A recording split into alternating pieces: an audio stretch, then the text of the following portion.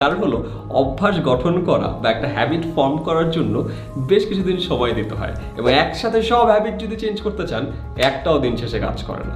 তাই মাঝে মধ্যে চেষ্টা করবেন যে ছোট ছোট স্প্রিন্টে হ্যাবিট চেঞ্জ করার চেষ্টা করা। স্প্রিন্ট হতে পারে 2 সপ্তাহ, স্প্রিন্ট হতে পারে 1 মাস, স্প্রিন্ট হতে পারে 3 মাস বা একটা কোয়ার্টার।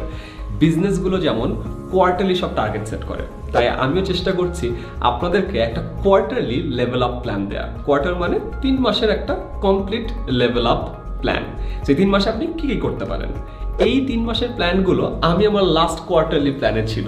সো এই লাস্ট কোয়ার্টারলি প্ল্যানের যে জিনিসগুলো আমি সাকসেসফুলি করতে পারছি সেই জিনিসগুলো আজকে আমি আপনাদের সবার সাথে শেয়ার করব।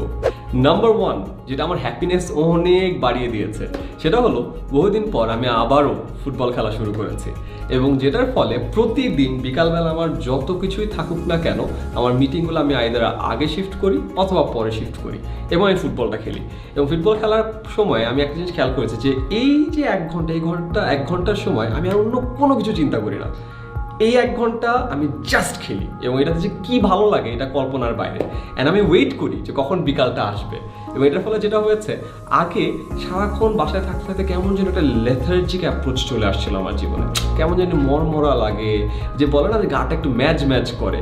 বাট খেলার ফলে গাটার ম্যাচও করে না, মনমরাও লাগে না, অনেক এনার্জেটিক লাগে। এবং অনেকের একটা ভুল ধারণা আছে যে খেললে তো অনেক এনার্জি চলে যায়, খেলার পরে তো আর কাজই করা যাবে না।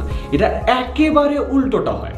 আপনি যদি বিকালবেলা খেলেন, খেলার পরে দেখবেন আপনার এনার্জি আরও বেড়ে গেছে। যেমন আমি এখন সন্ধ্যাবেলায় শ্যুট করছি, একটু আগে 2 ঘন্টা খেলে আসছি, আর আমার এখন এনার্জিতে এনার্জি। আমি চাইলে আরও 2-3 ঘন্টা খেলতে পারবো বা আরও 2-3 ঘন্টা শ্যুট করতে পারবো। ট্রাই করে দেখতে পারেন। নাম্বার 2, সকালে ঘুম থেকে ওঠার অভ্যাস করা। অ্যান্ড প্লিজ আপনি যদি সকাল 10টার থেকে ঘুম থেকে উঠেন এক ধাক্কায় 7টার সময় এনেন না, 9:30 করেন, তারপরে 9টা, তারপরে 8:30, তারপরে 8টা, তারপরে 7:30, তারপরে 7টা। কারণ এক ধাক্কায় যদি আপনি 7টায় ওঠার চেষ্টা করেন একদিনই উঠবেন, পরের দিন আবারও 10টা না, আগের দিনের ক্ষতিপূরণ করার জন্য দেখা যায় 12টায় উঠছেন। সো অলওয়েজ একটু একটু করে আগাবেন। So that's hack number 1।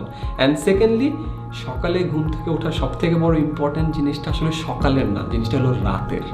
উঠতে চান সকাল 7টায়, ঘুমিয়েছেন রাত 2টায়, 7টায় উঠে তো লাভ নেই, আবারও কিছুক্ষণ পর ঘুম ধরবে। তো সকালে ওঠার সব থেকে ইম্পর্টেন্ট এলিমেন্ট কিন্তু শুরু হয় রাতে, যে আপনি কত রাতে কত আর্লি ঘুমাতে পারছেন।